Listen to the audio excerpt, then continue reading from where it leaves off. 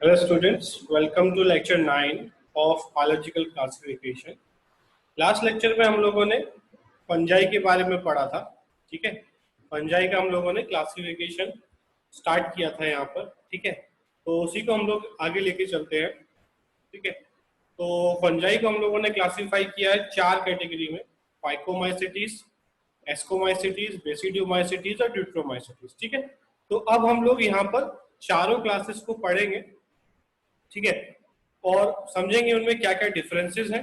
ठीक है, और क्या क्या उनके एग्जांपल्स है. यहाँ पर हमको याद रखना है फंजाई में एग्जांपल बेस्ड क्वेश्चन बहुत आते हैं, क्योंकि डिफरेंट डिफरेंट फंजाई जो है वो डिफरेंट डिफरेंट प्लांट डिजीजेस करते हैं, तो उनके क्वेश्चन बहुत बार पूछे गए हैं. तो हमको ध्यान रखना है कि हम लोग फंजाई का नाम और उससे होने वाली डिजीज को याद रखें. इसमें फर्स्ट आता है हमारा फाइकोमाइसिटीज, जिसको लोअर फंजाई बोलते हैं. They occur in aquatic habitats and on decaying wood in moist and damp places or as obligate parasite on plants. ठीक है, मोस्टली एक्वेटिक हैबिटेट्स पे रहेंगे या फिर डिकेइंग वुड के ऊपर रहेंगे, डैम्प प्लेसेस पे रहेंगे और obligate parasite on plants. Means obligate parasite means completely dependent plant. ठीक है, the mycelium is एसेप्टेड means septa नहीं होगा बीच में, एंड सिनोसाइटिक मींस मल्टीन्यूक्लिएटेड होगा. एग्जांपल इसका है म्यूकोर राइजोपस, जिसको हम लोग ब्रेड मोल्ड भी बोलते हैं, अल्ब्यूगो. ठीक है,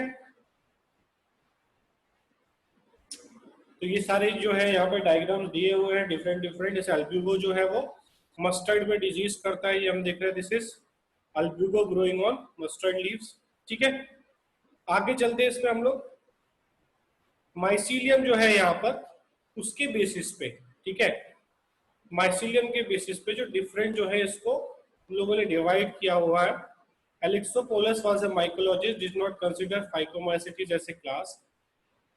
He dissolved Phycomycetes into 6 different classes, but 4 main classes are given below. ठीक है, तो एक साइंटिस्ट था जिसका नाम था एलेक्सोपोलस, जिसने क्या किया कि फाइकोमाइसिटीज को उसने क्लास में कंसीडर नहीं किया. उसने बोला कि ये क्लास नहीं है, इसमें और डिफरेंट क्लासेस बनेंगे. ठीक है, तो उसने ये 6 क्लासेस में किया, उनमें से 4 थोड़े इंपॉर्टेंट है, ये हमको पढ़ने, ये एनसीईआरटी में मेंशन नहीं है. ठीक है, थोड़ा डिटेल में है. ठीक है, इसमें से क्वेश्चन आने के चांसेस बहुत कम है, फिर भी हम इसको एक बार पढ़ लेते हैं. ठीक है, the mycelium of these 4 classes are same in structure, sinusitic and aseptate, but they are dissimilar on the basis of sexual reproduction. ठीक है, तो माइसीलियम चारों का सेम है, बट वो अलग अलग क्यों डिवाइड किया? On the basis of sexual reproduction. Sexual reproduction में चेंजेस है. ठीक है, तो यहाँ पर है फर्स्ट काइट्रिडोमाइसिटीज. ठीक है, काइट्रिडियोमाइसिटीज में क्या है? असेक्सुअल रिप्रोडक्शन स्पोरेंजियोस्पोर से, और सेक्सुअल रिप्रोडक्शन प्लेनोगैमेटिक कॉपुलेशन. ठीक है, तो गैमेटिक कॉपुलेशन हम लोगों ने पढ़ा था लास्ट, वो होगा यहाँ पर.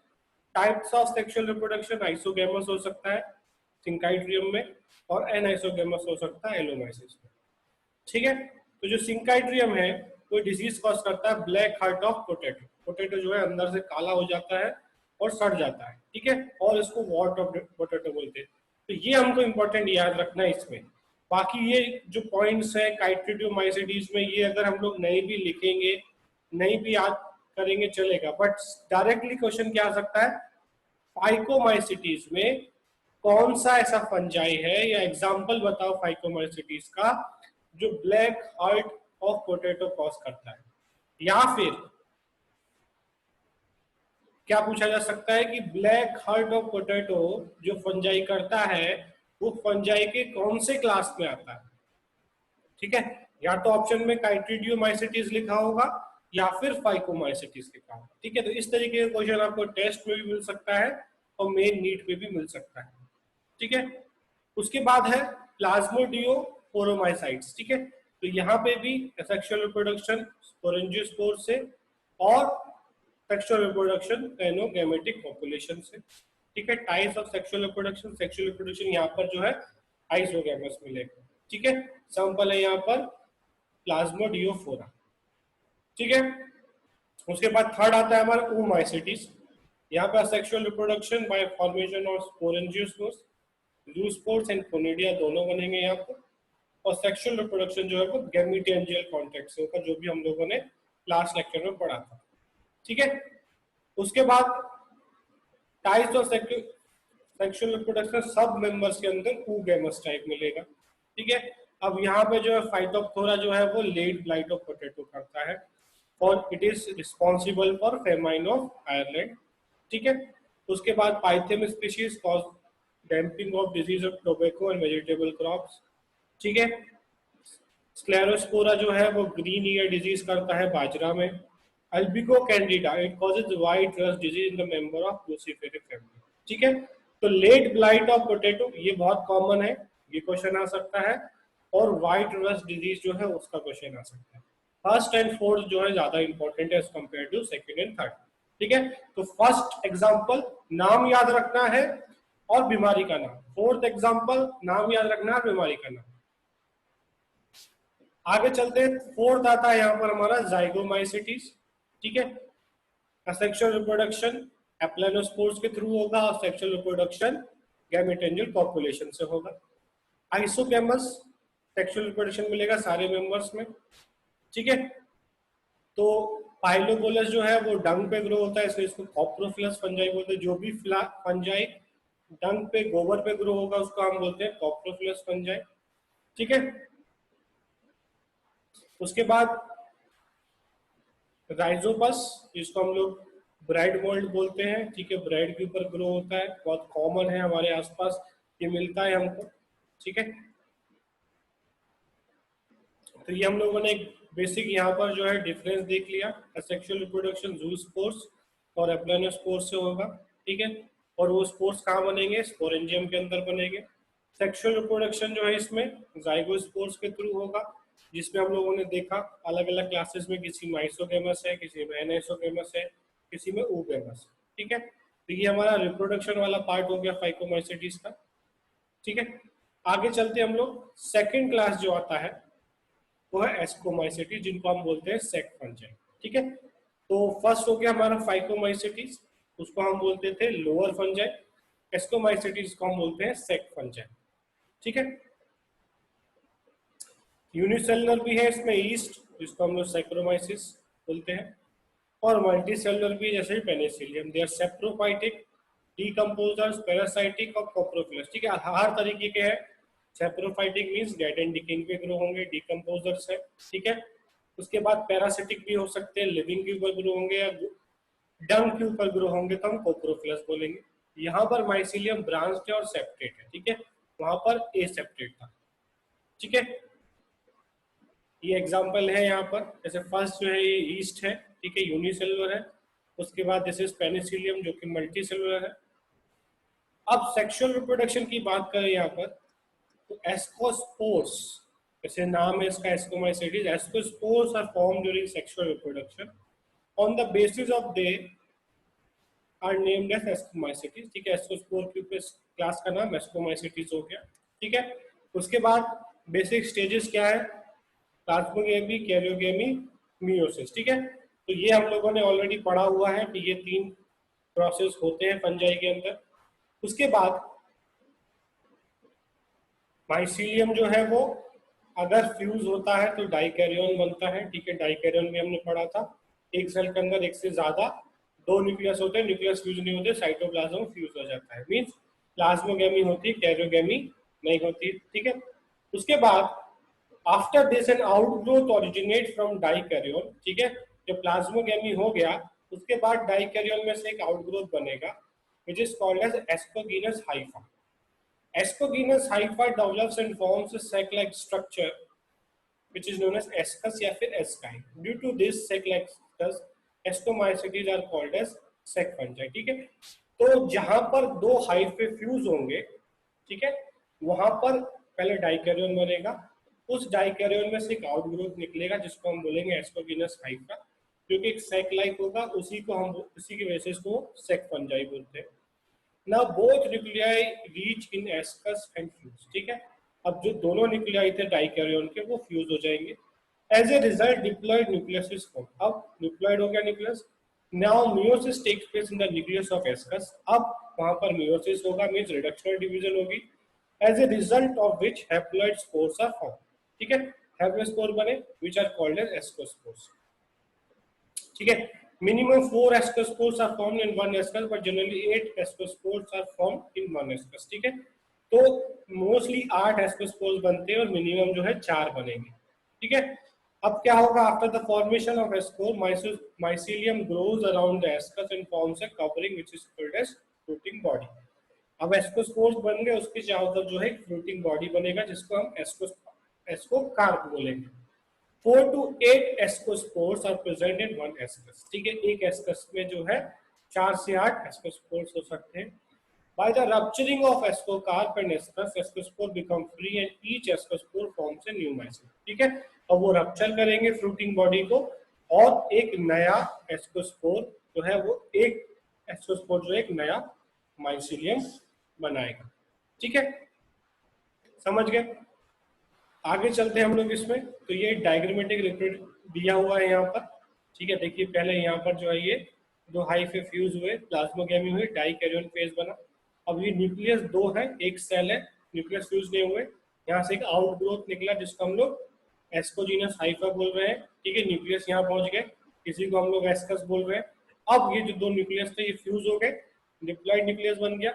अब इसमें जो है हैप्लॉइड मियोसिस हुआ जिसमें ये 4 हैप्लॉइड एस्कोस्पोर्स बने. अब इस एस्कोस्पोर इसके चारों तरफ एक फ्लोटिंग बॉडी बनी जिसने उसको न्यूट्रिशन प्रोवाइड किया और उसको हम बोलेंगे एस्कोकार्प. अब जब वो बड़े हो गए एस्कोस्पोर, ये अलग इसको रप्चर करके रिलीज हुए और जर्मिनेट करके एक नया माइसिलियम, एक नया फंजाई बनाए. ठीक है, तो ये बेसिक इसका लाइफ साइकिल हो गया यहाँ पर.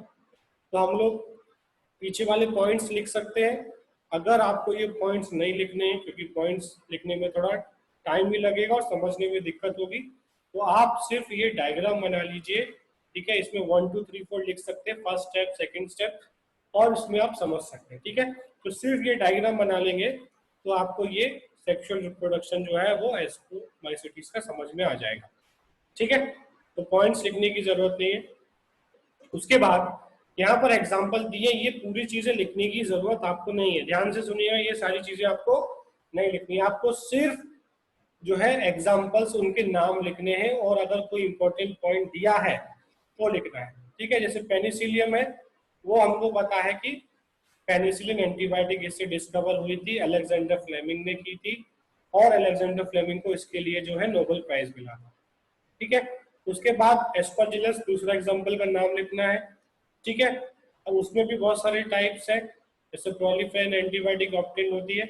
इस तरीके के क्वेश्चन नहीं आएंगे. ठीक है, अब क्वेश्चन क्या आ सकता है? एफ्लाटॉक्सिन, जो एस्परजिलस फ्लेवर्स है वो एफ्लाटॉक्सिन बनाता है जो कि कार्सिनोजेनिक होता है. ठीक है, और लिवर कैंसर करता है. तो ये इंपॉर्टेंट पॉइंट है, ये हमको याद रखना है, ये लिख लेना है हमको एफ्लाटॉक्सिन वाला पॉइंट. उसके बाद जो एस्परजिलस नाइगर है, known as weed of laboratory and produce citric acid. ठीक है, तो ये सिट्रिक एसिड बनाने में हेल्प करता है. उसके बाद है क्लेविकेप्स, इससे ड्रग ऑब्टेन होती है एर्गोटिन, और दूसरा ड्रग ऑब्टेन होता है that is LSD, lysergic acid diethyl amide. ठीक है, जो कि एक हेलुसिनेटिक ड्रग है. बहुत सारे जो है ड्रग एडिक्ट इसको यूज करते हैं. एलएसडी बहुत कॉमन ड्रग है.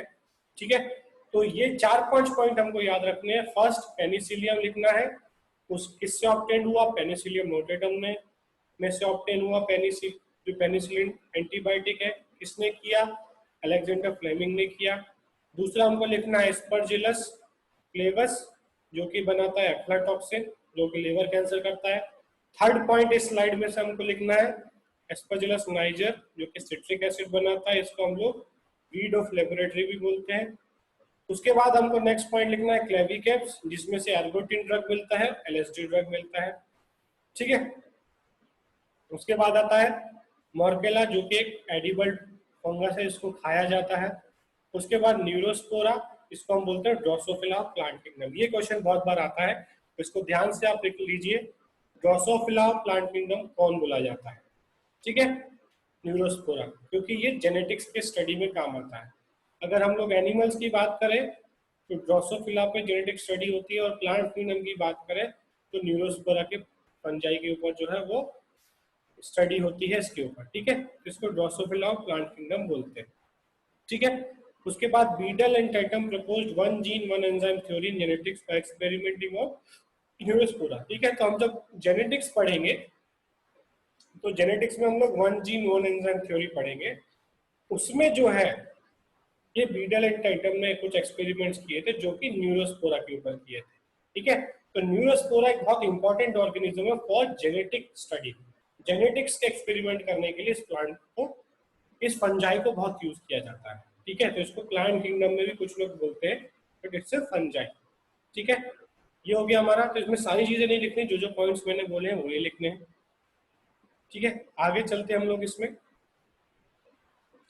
तो ये हम लोगों ने ऑलरेडी समझ लिया, ये एग्जांपल्स हम लोगों ने समझ लिए, दोबारा लिखने की जरूरत नहीं है, उसी को यहाँ पे समराइज किया गया है। ठीक है, उसके बाद हम लोग चलते हैं थर्ड क्लास के ऊपर, जिसका नाम है बेसिडियोमाइसिटीज। ठीक है, it include mushrooms, bracket fungi और पॉपकॉर्न्स। ठीक है, तो ये क्वेश्चन आता है कि ब्रैकेट फंजाई किस में आते हैं, पॉपकॉर्न किस में आते हैं। They grow in soil, logs and tree stumps. ठीक है, लकड़ी जो पड़ी हुई रहती है, सड़ती हुई लकड़ी के ऊपर ग्रो हो सकता है।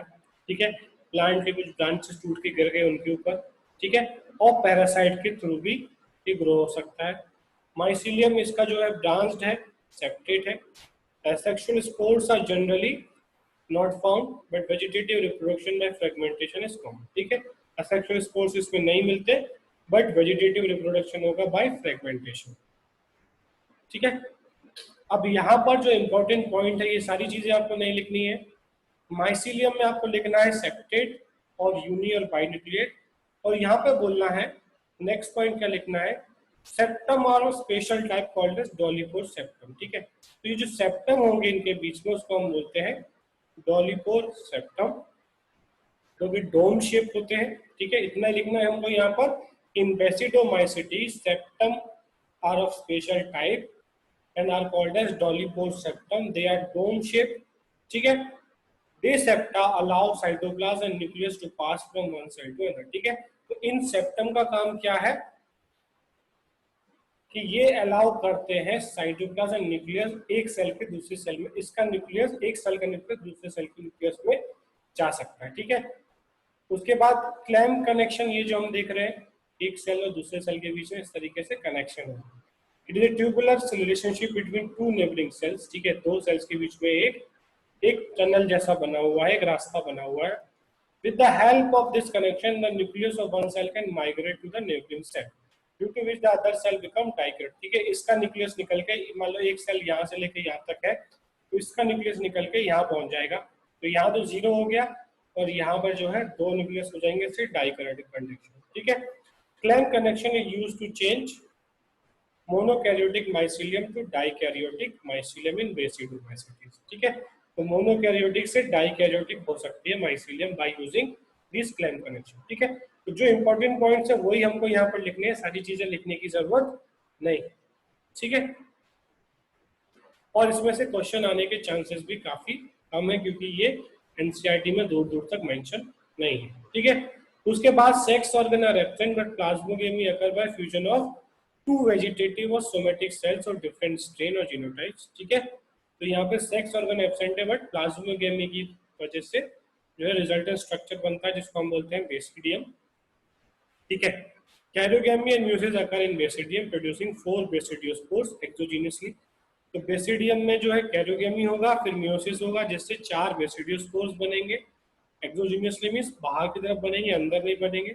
ठीक है, फिर फ्रूटिंग बॉडी बनेगी, जिसको हम बोलेंगे बेसिडियोकार्प। ठीक है, एग्जांपल है यहाँ पर एगेरिकस मशरूम, उस्टिलाबो जो कि स्मट डिजीज कॉज करता है, और पक्सीनिया जो कि रस्ट फंगस कहलाता है। ठीक है, फोर्थ हमारा आता है यहाँ पर ड्यूट्रोमाइसिटीज, जिसको हम बोलते हैं इम्परफेक्ट फंजाई। ठीक है, मान लीजिए आपके पास, देखिए मान लीजिए आप किचन को अरेंज कर रहे हैं। ठीक है, आपकी मम्मी ने बोला कि भाई लॉकडाउन चल रहा है, तुम लोगों को कुछ काम नहीं है, ऐसा करो पूरे किचन को पहले सारे सामान को निकालो और सफाई करो, फिर वापस सामान को रखो। ठीक है, तो क्या होगा कि सारे प्लेट्स को आप एक जगह पे रख दोगे, सारे बाउल्स को एक साइड रख दोगे। ठीक है, सारी चम्मच एक साइड रख दोगे, बट कुछ चीजें ऐसी होंगी जो स्ट्रक्चर में मैच नहीं होंगी। ठीक है, जैसे वो रोटी बनाने वाला जो होता है चकला और बेलन, स्ट्रक्चर ही मैच नहीं हो रहा, तो हो सकता है कि आप चकले को जो है वो प्लेट के साथ रखो और बेलन को आप जो है चम्मच के साथ रखो, बट एक्चुअल में उन दोनों को साथ में रखना है। ठीक है, तो जब आप लोग पूरा सफाई कर दोगे, सारी चीजें रख दोगे, उसके बाद जब मम्मी जब किचन में आएगी तो वो बोलेगी कि यार तुम लोगों ने बाकी तो सफाई तो बढ़िया की, बट क्या किया आपने, या फिर आप लोग क्या करोगे, जो भी चीज समझ में नहीं आ रही है, ठीक है, कि भाई ये किसके साथ रखे, तो आपने वो सारी चीजें जो आपको समझ में नहीं आ रही कि किसके साथ रखे, वो आप लोगों ने सारी चीजें उठा के जो एक साइड में रख दी, ठीक है। तो वैसा ही कुछ यहाँ पर हुआ है फंजाई की क्लासिफिकेशन में। जितने फंजाई हम लोग समझ गए उनको हम लोगों ने पाइकोमाइसिटीज, बेसिडोमाइसिटीज और एस्कोमाइसिटीज में समझ रख दिया, ठीक है। बट जिन फंजाई का हमको समझ में नहीं आ रहा कि किस में रखें, तो उन सारी फंजाइज को हम लोगों ने रख दिया ड्यूट्रोमाइसिटीज, ठीक है। तो ड्यूट्रोमाइसिटीज एक आर्टिफिशियल क्लास बनाया हुआ है, टेम्परेरी क्लास है, मींस इसमें एक्स्ट्रास को रख दिया है इनके बारे में अभी हमें पता नहीं है। जैसे जैसे हमें पता चलता जाएगा, जैसे बेलन का पता चल गया, बेलन जो है चकला के साथ रहेगा, ठीक है। बाकी हमको पता चला कि ये जो बड़ा चमचा है वो इसके साथ रहेगा, ठीक है। उसके बाद ये जो ये कोई स्ट्रक्चर है, मान लो ग्लास है, वो इसके साथ रहेगा, ठीक है। बोतल है वो फ्रिज में रहेगी। इस तरीके से जो है धीरे धीरे करके अब उसको हम क्लासिफाई करते जा रहे हैं, ठीक है। क्योंकि इनका जो हमें सेक्सुअली साइकिल पता है, सेक्सुअल स्टेज पता नहीं है।